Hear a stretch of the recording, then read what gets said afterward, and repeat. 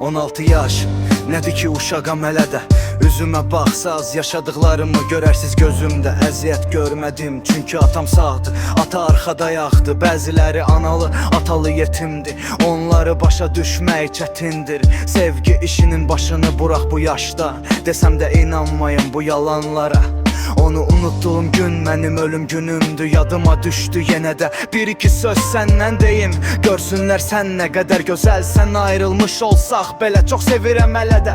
Qapım sənə açıqdı, gəlmirsənsə qapını kilitlə. Vur qıfılı açılmasın heç cürə.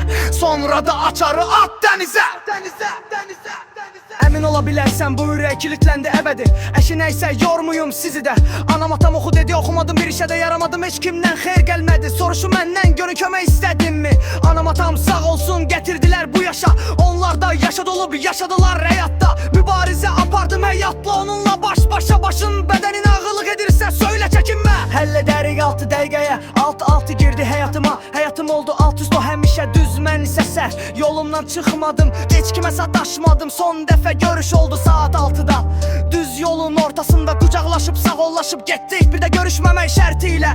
Bizim kitabı sən bağladın, ot vurub yandırdın, ayrılığı sən seçdin. Belə olsun istəməzdim, axı tanış olanda ikimiz də sevirdik. Ölənə kimi bir yerdəyik deyirdik, amma heç birimiz ölmədik. Səni unutmuşam dedim.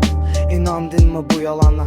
İnanma çünki sən də yalansan. Sevgin kimi gözlərin də yalanmış. Aldandım sənə o gözəl gözlərinə, gülüşünə, saçlarının ətrinə. Gülüşünə, saçlarının ətrinə.